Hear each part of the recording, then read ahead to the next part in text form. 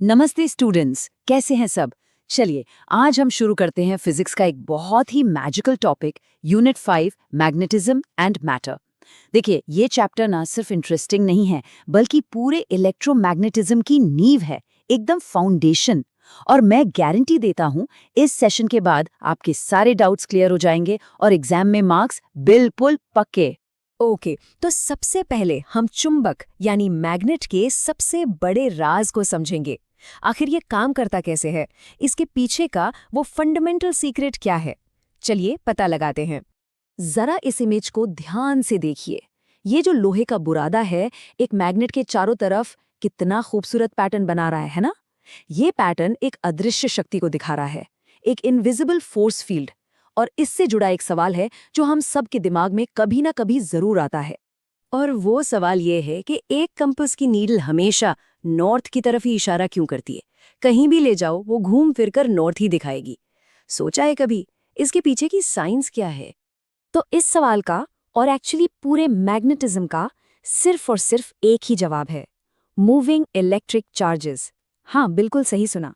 चुंबक का हर फिनोमेनन, हर एक इफेक्ट बस इसी एक सिंपल से आइडिया से एक्सप्लेन हो जाता है। अच्छा, इसको समझने के लिए ना एक व्हर्लपूल इफेक्ट की एनालॉजी सोचिए। जैसे एक नदी में जब पानी गोल गोल घूमता है तो वो अपने आसपास एक भंवर बना देता है, एक व्हर्लपूल। बिल्कुल वैसे ही एक घूमता हुआ इलेक्ट्रॉन अपने आसपास स्पेस में एक मैग्नेटिक व्हर्लपूल बना देता है। बस यही है मैग्नेटिक फील्ड। अब इसके लिए एक मेंटल इमेज बनाइए मेरे साथ। इमेजिन करिए किसी मटेरियल के अंदर अरबों खरबों छोटे छोटे इलेक्ट्रॉन्स हैं जो स्पिन कर रहे हैं, अपनी जगह पर नाच रहे हैं। और हर स्पिनिंग इलेक्ट्रॉन के चारों तरफ एक इनविजिबल हेलो है, एक फोर्स का आभा मंडल। अब सोचिए जब ये सारे हेलोज, ये सारी छोटी छोटी फोर्सेस एक ही डायरेक्शन में लाइन अप हो जाती हैं तो उनका कंबाइंड इफेक्ट एक बड़ा पावरफुल मैग्नेटिक फील्ड बनाता है जिसे हम फील कर सकते हैं। चलिए अब इसी कॉन्सेप्ट को थोड़ा फॉर्मल तरीके से देखते हैं, एग्जाम के पॉइंट ऑफ व्यू से। बिल्कुल टेंशन मत लीजिए, इससे भी एकदम आसान रखेंगे। तो देखिए आपकी एनसीईआरटी टेक्स्ट बुक भी यही कहती है। ये लाइन पिछले चैप्टर से ही आई है। हमने ऑस्टेड, एम्पियर, बायो-सावर्ट इन सबके काम से सीखा था कि मूविंग चार्जेस या इलेक्ट्रिक करंट्स अपने चारों तरफ मैग्नेटिक फील्ड्स प्रोड्यूस करते हैं। तो ये आइडिया नया नहीं है। अब एक इम्पॉर्टेंट टर्म आता है, मैग्नेटिक डाइपोल मोमेंट, जिसका सिंबल है म्यू। सुनने में थोड़ा कॉम्प्लिकेटेड लगता है पर इसका मतलब बहुत ही सिंपल है। ये बस दो चीजें बताता है, एक मैग्नेट की स्ट्रेंथ, मतलब वो कितना पावरफुल है, और उसकी डायरेक्शन, मतलब उसका नॉर्थ साउथ एक्सिस किस तरफ है। That's it. ओके, तो कोर आइडिया तो हमें पता चल गया। अब इस कॉन्सेप्ट को ना स्टेप बाय स्टेप बिल्ड करके और स्ट्रॉन्ग बनाते हैं, एकदम कॉन्क्रीट। तो चलिए इस पूरी कहानी को स्टेप बाय स्टेप समझते हैं। सब कुछ शुरू होता है एक अकेले छोटू से इलेक्ट्रॉन से। स्टेप 1, जब ये इलेक्ट्रॉन चलता है वो एक मैग्नेटिक फील्ड बनाता है, सिंपल।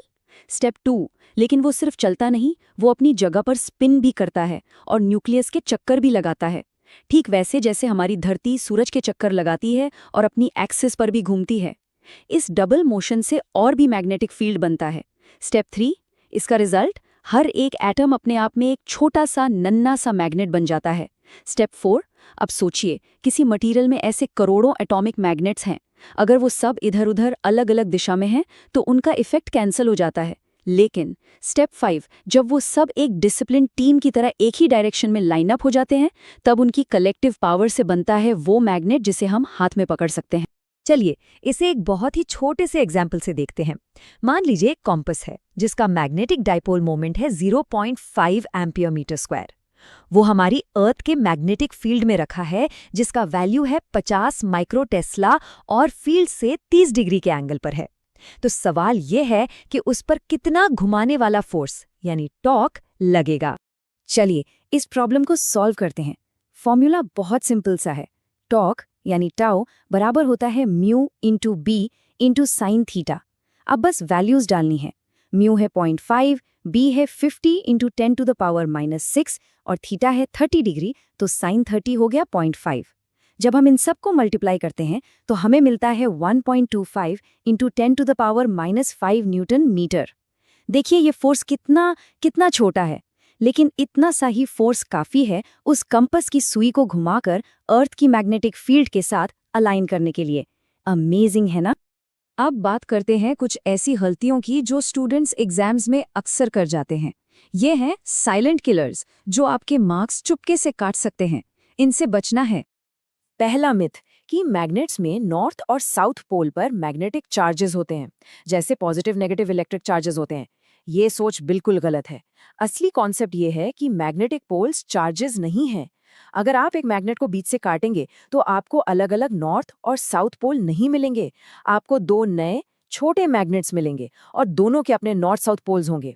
याद रखिए, मैग्नेटिक मोनोपोल्स एग्जिस्ट नहीं करते।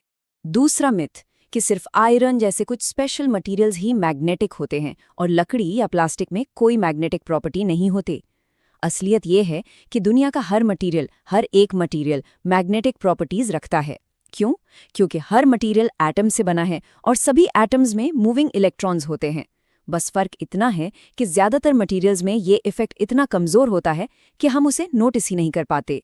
और तीसरा मिथ कि जो मैग्नेट जितना बड़ा होगा उतना ही स्ट्रांग होगा। ये बात हमेशा सच नहीं होती। असली स्ट्रेंथ साइज से नहीं, अलाइनमेंट से आती है। मतलब उसके अंदर के एटॉमिक मैग्नेट्स कितनी अच्छी तरह से एक लाइन में लगे हैं। एक छोटा सा परफेक्टली अलाइंड मैग्नेट एक बहुत बड़े अनअलाइंड लोहे के टुकड़े से भी ज्यादा पावरफुल हो सकता है। तो इस सेक्शन का सबसे इंपॉर्टेंट टेकअवे यही है। इस बात को हमेशा याद रखिए, स्ट्रेंथ अलाइनमेंट से आती है, साइज से नहीं। चलिए अब इस पूरे डिस्कशन को फटाफट समराइज करते हैं और ये भी देखते हैं कि ये टॉपिक आगे के चैप्टर से कैसे जुड़ता है। देखिए, फिजिक्स में ना सब कुछ कनेक्टेड है। पिछले टॉपिक करंट इलेक्ट्रिसिटी में हमने सीखा कि करंट से मैग्नेटिक फील्ड बनता है। अच्छा, इस टॉपिक में हमने क्या जाना कि एक बार मैग्नेट के अंदर का मैग्नेटिज्म भी छोटे छोटे एटॉमिक करंट्स की वजह से ही होता है। तो देखा, दोनों आइडियाज जुड़ गए और ये टॉपिक हमारे अगले चैप्टर इलेक्ट्रोमैग्नेटिक इंडक्शन के लिए स्टेज सेट करता है। तो चलिए इस पूरे चैप्टर के सबसे जरूरी पॉइंट्स को एक बार रिवाइज कर लेते हैं। पॉइंट नंबर 1, मैग्नेटिज्म का असली सोर्स क्या है? सिंपल जवाब, moving electric charges. Point number 2, हर एटम एक नन्हा सा मैग्नेट क्यों है? उसके इलेक्ट्रॉन के स्पिन और ऑर्बिट की वजह से। पॉइंट नंबर 3, एक परमानेंट मैग्नेट असल में क्या है? बस एक ऐसा मटेरियल जिसमें करोड़ों एटॉमिक मैग्नेट्स एक टीम की तरह लाइन हो गए हैं। पॉइंट नंबर 4, यही एक आइडिया परमानेंट और इलेक्ट्रोमैग्नेट्स दोनों को एक्सप्लेन कर देता है। और आखिरी point number 5, magnetic field lines हमेशा क्लोज्ड लूप्स में क्यों होती हैं? क्योंकि अकेले नॉर्थ या साउथ पोल यानी मैग्नेटिक मोनोपोल्स एग्जिस्ट ही नहीं करते। बस ये कोर आइडियाज हमेशा याद रखने हैं। तो जाते जाते एक सवाल आपके लिए छोड़ रहा हूं। अगर मूविंग चार्जेस से मैग्नेटिज्म बनता है तो क्या इसका उल्टा भी सच हो सकता है? क्या बदलते हुए चेंजिंग मैग्नेटिज्म से करंट बन सकता है? इस सवाल का जवाब हम अगले चैप्टर में ढूंढेंगे। सोचिएगा जरूर।